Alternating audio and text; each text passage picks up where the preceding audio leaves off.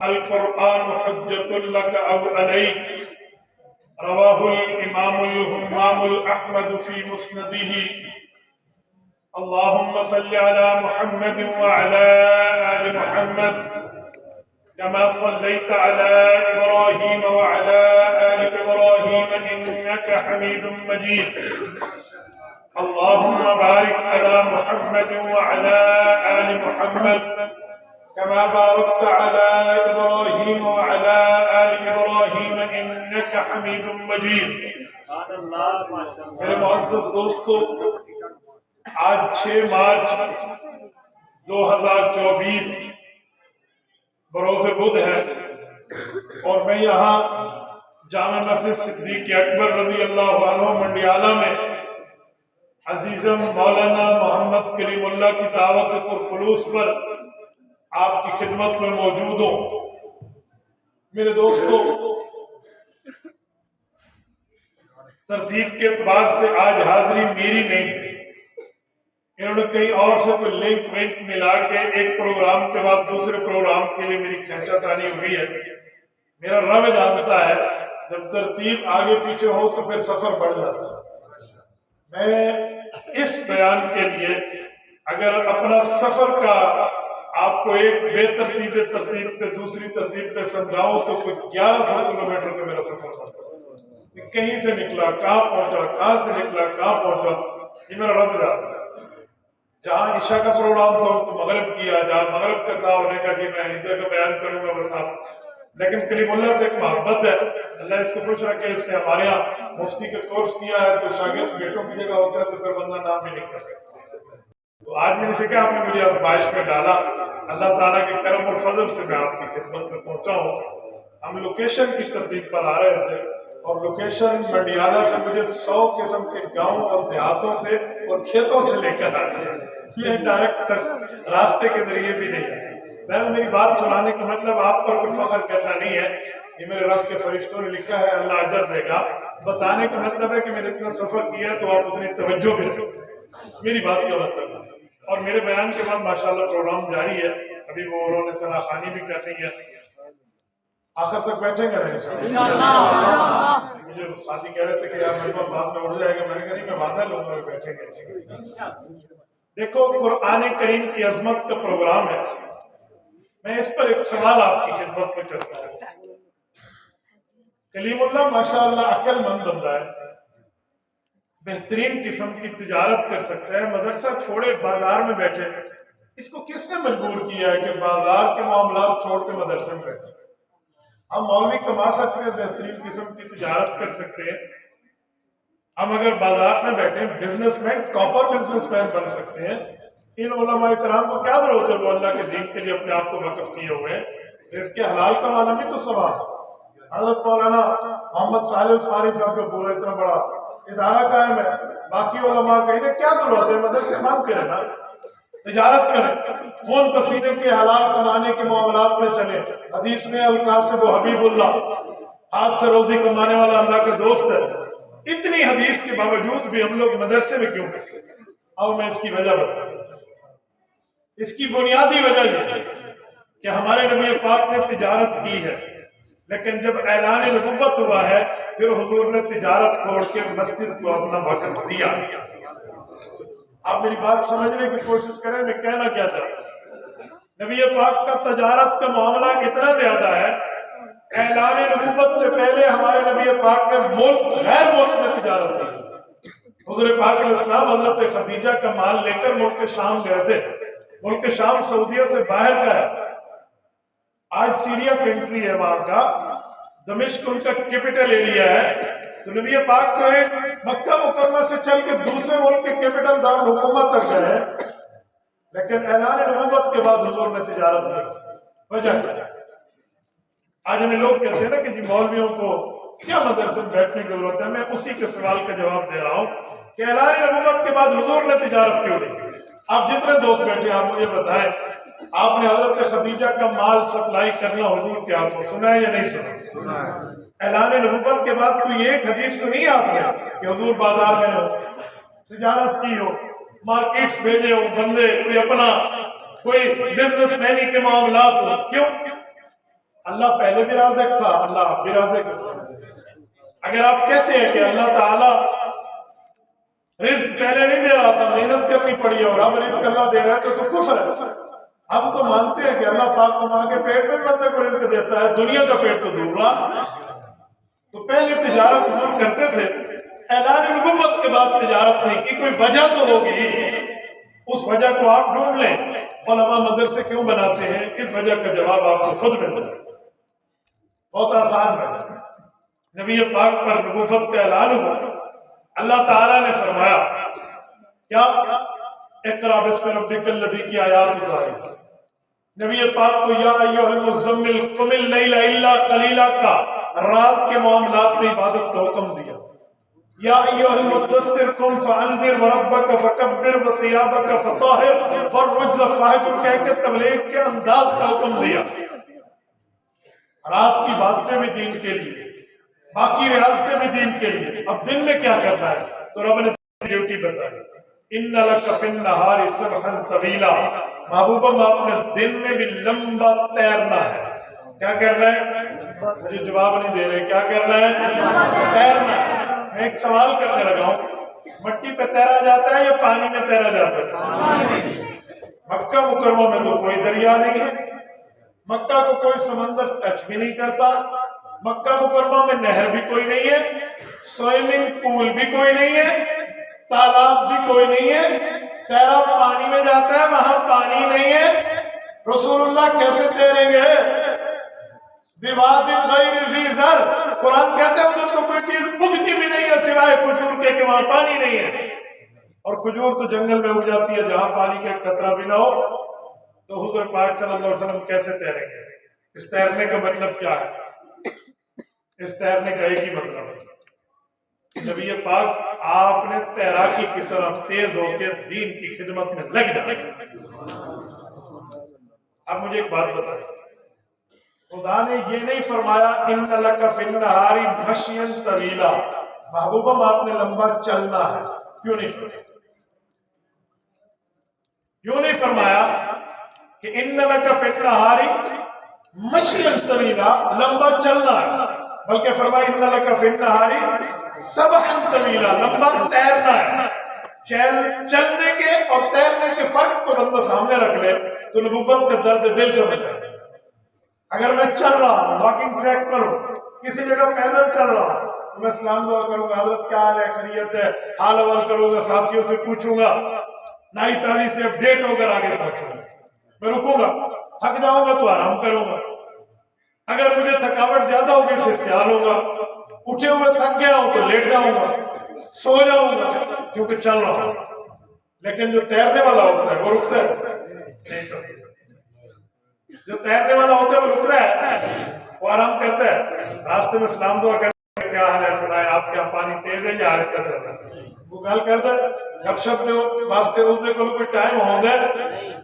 اس سے پتہ چلا رسول اللہ صلی اللہ علیہ وسلم کو رب نے چلنا نہیں فرمایا، دوڑنا نہیں فرمایا، بھاگنا نہیں فرمایا، نبی پاک کو سوار ہو کر چلنے کی بات نہیں کی، بلکہ رب کریم نے ان لک فی النہار سبحا طویلا فرما کر نبوت کی مشغولیت، نبوت کی مصروفیت، رسول اللہ کے انہماک، حضور پاک کے اہتمام، نبی پاک کی ترتیب کو بیان کیا ہے۔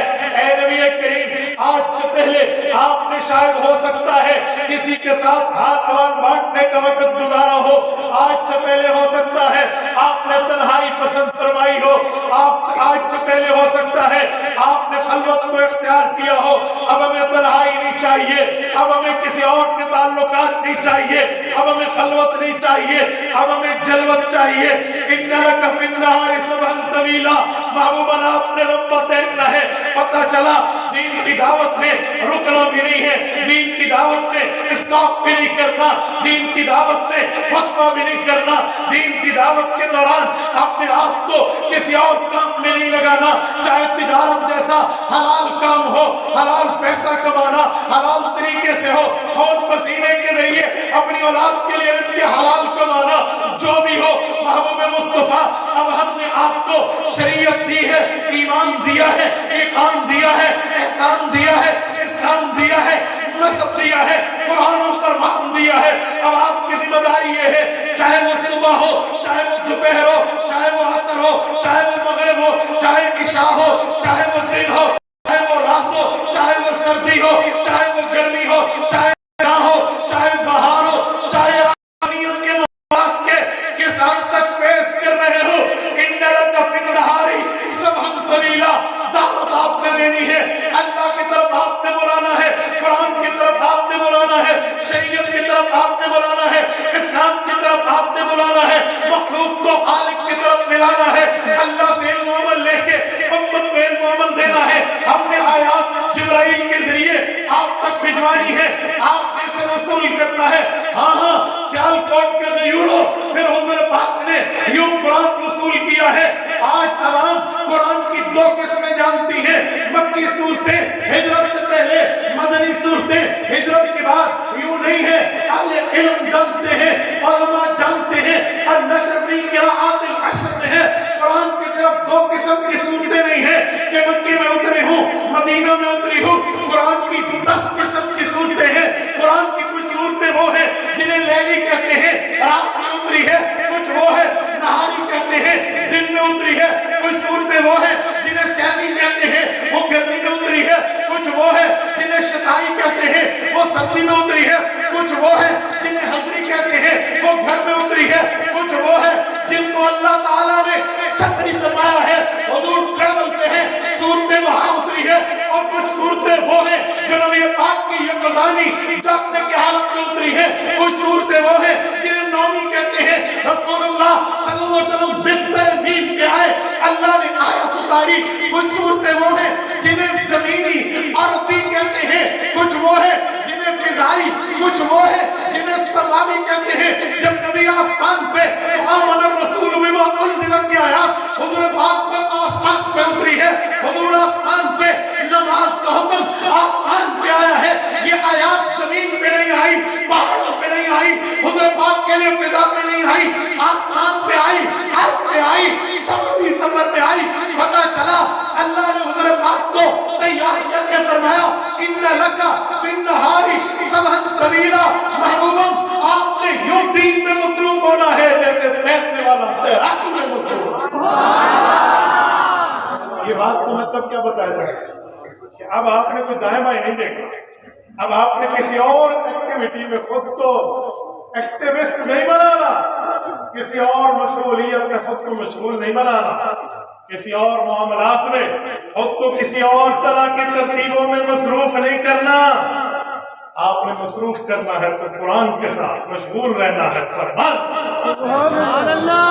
حضور پاک نے کیا یا نہیں دوستو بتاؤ کیا اسی لیے تو ہم دنیا سے منہ پھیر کے مدرسے بناتے ہیں اسی لیے تو دنیا سے پھیر کے ورنہ تجارت مولوی کر سکتے ہیں میں نے الحمدللہ دین دنیا دونوں کو پڑھا ہے میں بڑے بڑے چینلز پہ جا کے بڑے بڑے دنیا داروں پہ جن کے نفوفت کی وجہ سے سر اونچے ہوتے ہیں انہیں گفتگو میں کہتا ہوں میں نے آپ کے KG1 سے لے کر پرائمری تک وہاں سے لے کر مڈل تک وہاں سے لے کر میٹرک تک وہاں سے FA BA MPhil MA PhD level تک کے معاملات کو ایجوکیٹ کیا ہے اس کے باوجود بھی میں کہتا ہوں جو مزہ اللہ کے قرآن کے پڑھنے میں کسی اور کتاب میں نہیں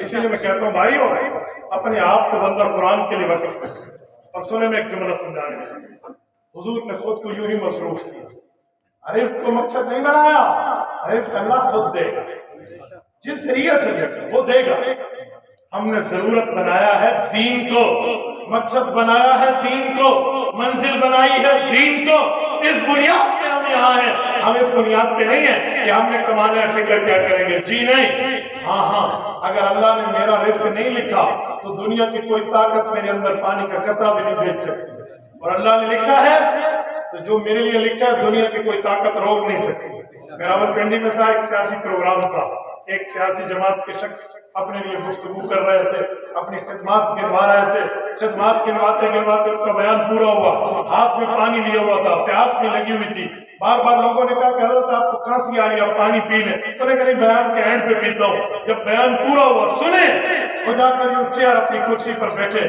यूं बोतल का कैप और वो ढक्कन ओपन किया, यूं मुंह के करीब लाए तो मौत का फरिश्ता पहुंचा। उसने कतरा भी पानी नहीं पिया और वो फौत हो गया। अल्लाह उसकी मगफिरत करे। मेरी बात का मतलब ये है कि देखो मौत कितनी करीब है। पानी में कतरे में नहीं लिखा हुआ था, वो नहीं गए। और मैं समझाने के लिए कहता हूँ, सुनो, अल्लाह ने लिख दिया है ना तो वो मिलकर रहेगा। अंगूर के दाने पे नाम लिखा है मुफ्ती अब्दुल वाहिद कुरैशी ने खाना है। वो अंगूर अफगानिस्तान से पाकिस्तान को इसने भेजा, मुझे इससे कोई सरोकार नहीं। वो स्पेन बोल की सरहद क्रॉस करके पाकिस्तान एंटर हुआ, मुझे इससे कोई सरोकार नहीं। जिस ट्रक के अंदर चमन में वो पैक हुआ, जिस पेटी में उसको रखा गया और वो पेटी यहाँ पहुंची, उसे कौन लाया? वो नमाजी था या बेनमाजी था, मुसलमान था या काफिर था, रिज़्क़ हलाल से कमाने वाला था या रिज़्क़ हराम कमाने वाला था, उसने क्या किया क्या ना किया मुझे इससे सरोकार नहीं है। लेकिन जब मेरे दांतों के नीचे उस अंगूर के दाने का आना लिखा है, दुनिया की कोई ताकत उसको नहीं हटा सकती। क्या इसके पीछे बात है? साथ को देखो, सरदार अब्दुल रब निश्तर, बहुत बड़े आदमी का नाम, मुल्तान में निश्तर हॉस्पिटल। सरदार अब्दुल रब निश्तर एक वाक्य लिखते हैं। वो कहते हैं मेरे पास एक पेशेंट को लाया गया। वो पेशेंट वो था जिसको सांस की तकलीफ थी, नाक के भांसे में कोई उसको जो है ना इमरजेंसी थी, बेचारे की कोई तकलीफ थी। तो कहते हैं वो जमाना कि पाकिस्तान में सुबह पंजाब की गवर्नर रहे, लेकिन बिल्कुल पार्टीशन के बाद नया नया पाकिस्तान था तो नए नए गवर्नर थे। इतना ज्यादा हेल्थ में उस जमाने में डॉक्टरी का महकमा कोई फैसिलिटेट भी नहीं था। तो वो कहते हैं कि मैंने उसको जो चेक किया तो पता ये चला था कि इस शख्स को कोई गंदम के खेत में सूंघते हुए कोई राई का दाना जाकर ऊपर के भांसे में फंस गया है, तो वो पाकिस्तान में नहीं निकाला जा सकता था। वो अंग्रेज की मशीनें दो जगह पे थी, या तो वो बम्बई में थी और या वो बीजिंग में थी, चाइना में। तो मैंने कहा जी आप यहाँ जाओ या वहां जाओ। उन्होंने कहा तो बड़ी बात नहीं, हम कैसे जाए? उन्होंने कहा भाई आपने बच्चे का इलाज कराना तो वहां इलाज है, जाना है जाओ, नहीं जाना नहीं जाओ। मैंने अपनी तशखीस बता दी। कहते वो गरीब बंदे वापस मुजफ्फर कर गए, इधर उधर बातों में उन्होंने जमीनें बेची, सेवरात बेची, जिधर से उन्होंने पैसा बराबर किया। इंडिया का वीजा न लगा क्योंकि नया नया तकसीम में मामलात थे और जंग का माहौल था और चाइना का बॉर्डर उस वक्त काफी सेफ था, तो चाइना का वीजा लगा और वो हेल्थ वीजा पर चले गए। जब वो वहां गए तो वहां डॉक्टर ने सीटी स्कैन किया ताकि पता चले कि मर्ज कहाँ मौजूद है। बताया गया यहाँ है, तो उसने कहा जी परफेक्ट, आप सही जगह आए हैं, मैं इसका ऑपरेशन करूंगा। बस ये है कि मुझे ज्यादा से ज्यादा 2 दिन दे, इतने में आप भी अपने बच्चे को तैयार करें, कुछ ऑपरेटर से फारिग हो जाऊंगा। तो उसके बाद 2 दिन को उसने टाइम दिया, 2 दिन के बाद बच्चे और उसके बाद ऑपरेशन फिट हो गया। उसके बाद ये कह रहे हैं डॉक्टर किसी वजह से लेट हो गया, उन्होंने कहा जी थोड़ा सा वेट कर लें। अटेंडेंट ने कहा थोड़ा सा वेट करें, ये इंतजार कर रहे हैं। इस दौरान बच्चा परेशान था अपनी तकलीफ की वजह से, तो जू टाइप बना हुआ था हॉस्पिटल के कोने, जू टाइप, वहां पर जैसे परिंदे, मोर और इस तरह की खूबसूरत चीजें वहां रखी हुई थी, तीतर वगैरह, जिससे लोग देखकर अपने आप को एंजॉय कराएं और टाइम पास करें। तो ये भी देखने पहुंच गया। अच्छा, इसने मोर के करीब ठहरा, बड़ा प्यारा मोर और मोरनी थी, उन्होंने कोई अपने पर ऊपर करके अपनी वो खूबसूरत वो जो मोर जैसे डांस करते हैं उसको देख रहे थे, अपने अब्बा के साथ बातें कर रहे, अब्बा बड़ा सोना मोर है, क्या बात है। इस को अपने मोर की स्मेल का नाक में आए, इसने सूंघा। मोर के अंडे की स्मेल खतरनाक होती है कि कोई सूंघ ले तो उसको फौरन कहते हैं ये छींक शुरू हो जाती है। तो इसको वही तकलीफ हो गई। इस बंदे ने वो सूंघा तो फौरन इसे छींक आई।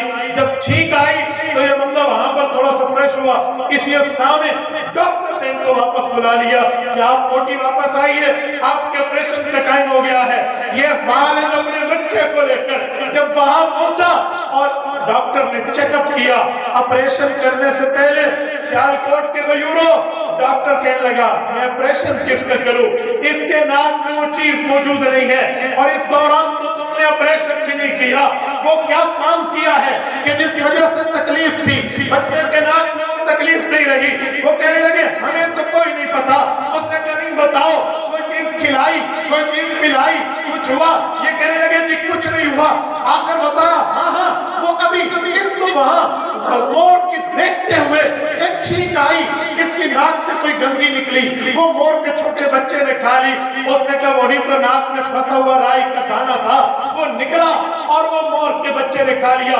तुम जाओ, फीस वापस, पैसे वापस, बस तुम्हारा आना जाना हो गया, अब कोई तकलीफ नहीं। सियालकोट के गयूरों, मैं बार-बार अब्दुल रब बिस्तर की बता रहा कि ये जो दाना उस मोर के बच्चे ने खाया, इस पर उसका नाम लिखा था और वो दाना मुजफ्फरगढ़ के खेत का था। अब ये दाना उस तक कैसे पहुंचेगा? ये रज़्ज़ाक़ की तरतीबें हैं। अल्लाह रिज़्क़ पहुंचाएगा, वो कैसे पहुंचाएगा, किस तरतीब से पहुंचाएगा? दुनिया में आपको मुझे सरोकार नहीं है। जो जमीनें बेची, किसी ने ताउन किया, किसी ने मदद की, वीजा इकट्ठे हुए, ट्रैवलिंग हुई, वहां पे उतरे और वो दाना उसको पहुंचाया और उसके बाद वापस आया। ये रज़्ज़ाक़ की तरतीबें हैं। इस रिज़्क़ के मामलात में लेकर इसलिए बेफिक्र रहो, रिज़्क़ रब देगा, इज्जत का खाना देगा, लेकिन अपने आप को बंदा दीन के लिए वाकिफ करे। अब सुने, मैं एक जुमला समझाने के लिए कहता हूँ, यकीन मानिए आप आलिम, हाफिज, कारी, मुफ्ती, दीन के साथ जुड़ जाओ, इतना खाना होगा कि आपको दो दो जगह खाने के इनकार करने पड़ेंगे कि मैं आज नहीं आ सकता। हजरत आज ईशा का खाना दो जगह तो मैंने माजरत की, मैं नहीं आ सकता, मैं तो पहुंचना है।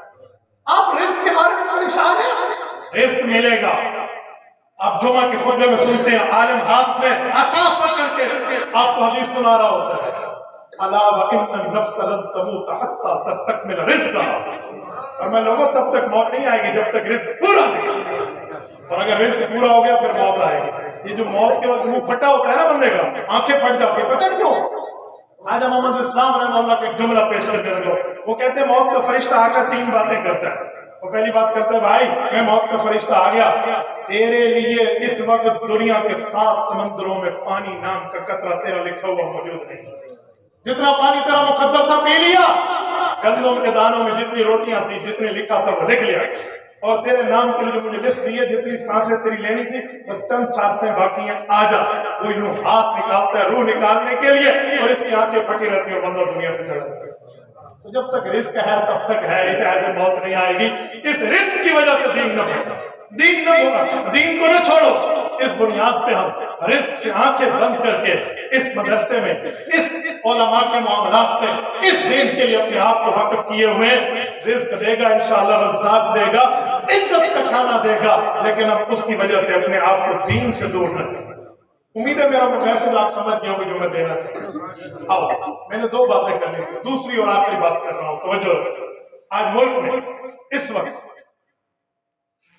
एक केस जेर बहस है, और वो केस है जनाब चीफ जस्टिस ऑफ पाकिस्तान काजी फायज ईसा साहब का गलत फैसला। सुनिए, मैं इस पर आपको कुछ एजुकेट करना चाहता हूँ। वो है क्या? आज लोग कहते हैं भाई तुम बात करते हो, तुमने फैसला पढ़ा है, अगला चुप हो जाता है।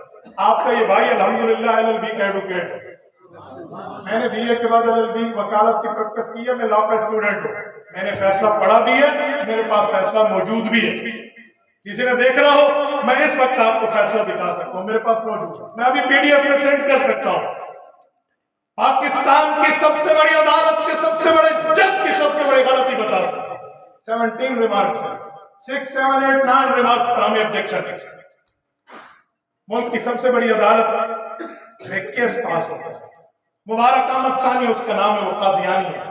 उसने तफसीर सईद मिर्जा कादियानी के बेटे की तस्वीर ये दुनिया में झूठे कुरान के नाम पे जो उन्होंने छाप दी है वो बांट रहा है। चिन्योट का रहने वाला है, उसको जिसने पकड़ लिया है उसने FIR कराई है।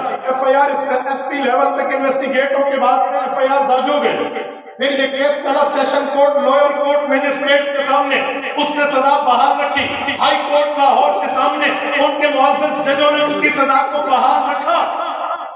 लेकिन जब कादियानियों ने अपील की supreme court of the Pakistan में, और वहां जनाब उस्मान करीम की खिदमत हासिल की जो बड़े लॉयर हैं, और ये केस 6 फरवरी 2024 को इलेक्शन से सिर्फ 2 दिन पहले हमारे जस्टिस के सामने पेश होता है। हमारे वकील जनाब अहमद रजा गिलानी, उसमें मेंशन है, 2 रुकनी बेंच के सामने पेश होते हैं। वो प्रोसिक्यूशन की तरफ से हैं क्योंकि रियासत मुद्दई बन चुकी थी। उन्हें कहा जज साहब ने सिर्फ FIR और कोई बात नहीं करता। جج صاحب اگر FIR ہی پڑھنی سی تسی خود پڑھ لیں گے، سانو وکیل کرن دی کیڑی لوڑ سی؟ پھر اس کے بعد اس نے FIR پڑھی، اگلی بات اسے نہیں کرنی، وہ مان کرا تو ایک دن دے دو۔ اس کے بعد مدعی اٹھا، اس جج صاحب اللہ کے لیے آپ نے اور میں نے حضور کا کلمہ، میں نے ظالم کو نبی کے نام پر جھوٹ بولتے ہوئے خود پکڑا، یہ غلط قرآن تقسیم کر رہا تھا، مجھے بولنے دو۔ جج نے کہا بیٹھ، ورنہ تجھے میں کنٹمپٹ آف کورٹ، توہین عدالت کا نوٹس جاری کروں گا۔ وہ بیٹھ گیا ہمارا مدعی۔ اس کے بعد عثمان کریم ان کے وکیل کو کہا بولو، اور وہ بولتے چلتے جو کہنا تھا قادیانی کی طرف سے اس نے کہہ دیا۔ جج نے کہا اوکے ریلیف چاہیے اسے، 13 ماہ کی قید کاٹ چکا ہے، یہ دفعہ نکالو، یہ نکالو، یہ نکالو، نکال کے اس کی ریلیز کا فوراً رہائی کا آرڈر جاری کیا اور اس بندے کو رہا کر دیا۔ کیس ختم نہیں ہوا، رہائی ہو گئی۔ جب رہائی اور ضمانت ہو جائے تو کیس جاننے والے لوگ جانتے ہیں کیس کی ریٹ کیڈی ٹوٹ جاتی ہے، بس اب تو کیس گیا، اب تو کچھ بھی نہیں رہا، یہ جج صاحب کا فیصلہ آ گیا۔ اس پر پھر ہم نے آواز اٹھائی، پوری دنیا میں حضرات نے اٹھائی۔ حضرت قائد ملت اسلامیہ مولانا فضل الرحمان دامت برکاتہ میں جواب دیا کہ چیف جسٹس صاحب آپ کو قرآن کی آیت پڑھنا بھی نہیں آتی، آپ نے غلط فٹ کیا ہے۔ دنیا میں کوئی مفسر بلا لو کہ لا اکراہ فی الدین کا یہ مطلب ہے جو تم نے لکھا ہے، انا نحن نزلنا ذکر کا یہ مطلب ہے جو تم نے لکھا ہے۔ اس پر آوازیں اٹھی۔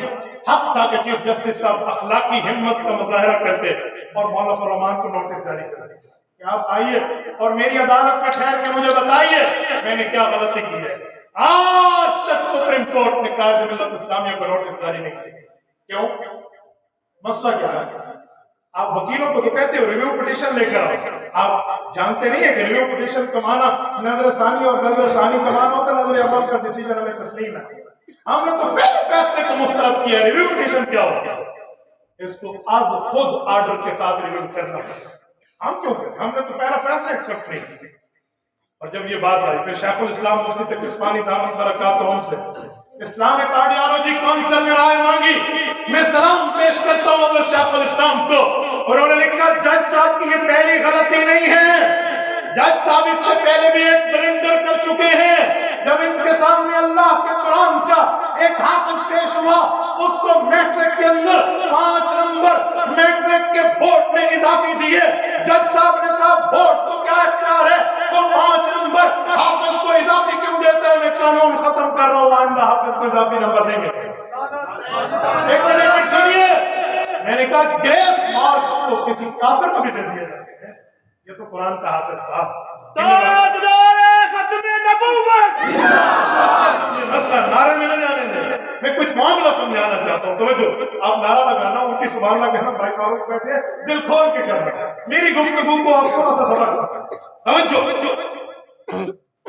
جب یہ بات ہو گئی تو اب اس کے بعد چیف جسٹس صاحب کہنے لگے اچھا چلو ریویو لائیے، ریویو ہو گیا۔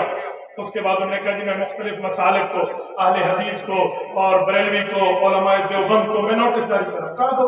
ہم اس مسئلے میں کل بھی ایک تھے، آج بھی ایک، اور ختم نبوت کے مسئلے پہ یقین مانے میں پاکستانی قوم کو سلام پیش کرتا ہوں، جنہوں نے نہیں دیکھا ہم کس سیاسی جماعت سے، چاہے وہ نون لیگ کے تھے، چاہے وہ پیپل پارٹی کے تھے، چاہے وہ PTI کے تھے، چاہے وہ JUI کے تھے، سب نے ختم نبوت پہ یکجہتی کا مظاہرہ کیا اور سب ایک مسلمانوں اس یکجہتی کو ضائع نہ ہونے دیں، ہم ختم نبوت پہ ایک ہیں۔ تو جب یہ بات چلی نا تو اس کے بعد چیف جسٹس نے سب کو نوٹس جاری کیے، ہم بڑے مطمئن ہوئے کہ شکر ہے اپنی غلطی کا احساس ہو گیا ہوگا۔ اس پہ ایک پھر واردات ہے، اس کی واردات اگر نئی یہ ہے کہ اس میں جناب جاوید احمد غامدی کو بھی نوٹس جاری کیا ہے۔ جاوید احمد غامدی کو آپ نہیں جانتے، میں جانتا ہوں، سہیوال کا رہائشی ہے، اس کا نام شفیق احمد ہے، دنیا اسے جاوید احمد غامدی جانتی ہے، پرویز مشرف سے پہلے اسے جانتے ہی کوئی نہیں تھا، وہ اسے میڈیا پہ لایا ہے۔ اس کے بعد اس کے پروگرامز ہوئے، جاوید احمد غامدی کو بلایا، آپ بھی ہماری رہنمائی کر، کانسٹیٹیوشنلی ہیلپ کر، آئینی مدد۔ میں نے کہا سنو، کانسٹیٹیوشنلی ہیلپ وہ کرتا ہے جو کانسٹیٹیوشن کو ایکسپٹ کرے، آئین کو مانے، وہ تو آئین کی 2 شقوں کو برملا انکار کرتے ہیں۔ وہ کہتے ہیں آرٹیکل 2 میں جو پاکستان کے آئین میں لکھا ہے کہ ریلیجن آف اسٹیٹ از اسلام، کہ پاکستان کی مملکتی مذہب اسلام ہے، وہ کہتے ہیں میں یہ نہیں مانتا، مملکت کا کوئی مذہب نہیں ہونا چاہیے۔ آپ اس کو نوٹس جاری کر رہے ہیں، اور پھر وہ 295/C کا منکر ہے کہ قادیانیوں کو ہم کافر نہیں کہہ سکتے۔ جاوید احمد غامدی کا نظریہ ہے کہ جس کو کافر کہنا تھا وہ حضور فرماتے. جب حضور دنیا سے تشریف لے گئے اب کسی کے پاس یہ اتھارٹی نہیں ہے کہ وہ کسی کو کافر ڈکلیئر کرے. میں نے کہا جناب من اگر یہی بات ہے تو پھر تم خود کو مسلمان کہتے ہو, مسلمان کہنے کی اتھارٹی تمہارے پاس کہاں سے ہے؟ ماشاءاللہ ماشاءاللہ. دلائل کی بنیاد پر کسی کو مسلمان ڈکلیئر کرنے کی اتھارٹی ہے تو دلائل کی بنیاد پر کسی غیر مسلم کو کافر قرار دینے کی بھی اتھارٹی ہے. ماشاءاللہ. اس کو نوٹس جاری کیا. اب بلے سے باہر نکلی, بڑے بلے تھیلے سے باہر نکلی. ہم کہتے ہیں سنیں چیف جسٹس صاحب آپ نے 6, 7, 8, 9 نمبر کے ریمارکس میں کہا ہے کہ ان کو کھلی آزادی ہر مذہب کو دے دی جائے, پہلے ان سے آئین تسلیم کرواؤ, اگلی گلاس بعد میں کرو. اگر وہ آئین نہیں مانتا, ہمیں سارا دن امریکی جمہوریت کی تم مثالیں دیتے ہو. امریکہ میں تو یہ قانون بھی ہے کہ جو ہمارا کانسٹیٹیوشن آف دا کنٹری نہیں مانتا ہم اس کی شہریت کینسل کر دیں گے. تم قادیانیوں کو کہتے ہوئے ملک کے بھائی, وہ آئین نہیں مانتا, قانون نہیں مانتا, اسلام قرآن تو دور رہا, تم اسے حق دے رہے ہو. چیف جسٹس صاحب یہ فیصلہ واپس لینا, آپ تائید کرتے ہیں نہیں کرتے؟ یہ فیصلہ واپس لیں گے, یہ اس کی ایکسپلینیشن دے کر وضاحت دیں گے, ورنہ یہ کمپنی نہیں چلے گی. میں نے ہر چوک اور چوراہے میں کہا ہے اگر چیف جسٹس نے ہم سے عزت کروانی ہے تو رسول اللہ کی عزت پہلے. ہم قادیانیوں کو چور راستہ نہیں دینے دیں گے. جس طرح گلی میں چلتے ہوئے کتے کو چیف جسٹس کہنا کتے کی توہین ہے, ایسے ہی قادیانی کو نبی کہنا نبوت کی توہین. تاجدار ختم نبوت, دونوں ہاتھ اٹھا کر تاجدار ختم نبوت, دوبارہ بیٹھے ہم بھی ہاتھ اٹھا کر تاجدار ختم نبوت, تاجدار ختم نبوت, علماء حق علماء دیوبند, علماء حق علماء دیوبند, مولانا عبدالوہاب قریشی, مولانا عبدالوہاب قریشی. ختم نبوت پر ہم ایک تھے, ایک ہیں اور ایک ہیں. ٹھیک ہے, ایک اعلان کر کے اپنی بات طے کر رہا ہوں کہ ہم نے ہر دور میں تقدیس رسالت کے لیے وقت کے تیز ہواؤں سے بغاوت کی ہے. اور سلسلہ رسم سیاست کو ہم نے ایک فقط نام سبحان اللہ. میں اس دن میڈیا پہ دیکھ رہا تھا, جیو پہ بیٹھ عزیز خان زادہ صاحب اور باقی چینل پہ بیٹھ کے منصور علی خان صاحب چیف جسٹس کے وکیل بنے, کہتے فیصلہ بالکل ٹھیک تھا. بھائی تم نے صرف وکیل سے رائے لی ہے, جو ختم نبوت بھی جانتا ہے وکالت بھی جانتا ہے. ہمیں بتاؤ, ہم بتائیں کہ دودھ کیا ہے. ادھر ادھر کی بات کر کے آپ لوگوں کو کچھ بے وقوف سمجھتے ہو, ایسا نہیں ہے. ہر ابتدا سے پہلے ہر انتہا کے بعد, ہر ابتدا سے پہلے ہر انتہا کے بعد ذات نبی بلند ہے, ذات خدا کے بعد. دنیا میں جس قدر احترام کے قابل ہیں جتنے لوگ, دنیا میں جس قدر احترام کے قابل ہیں جتنے لوگ, ہم سب کو مانتے ہیں مگر مصطفیٰ کے بعد. اقول قولی ھذا واستغفر اللہ وآخر دعوانا الحمدللہ رب العالمین. اب میں نے آپ کو شروع میں جلسے میں کیا کہا تھا کہ میرے بعد بھی جلسہ جاری ہے. لوگ بتا رہے ہیں خاموش, میرا نہیں بیٹھے گا. اتنے بندے کہہ رہے ہیں ہم بیٹھیں گے, ہاتھ کھڑا کریں. آپ جلسے میں تشریف رکھیں گے.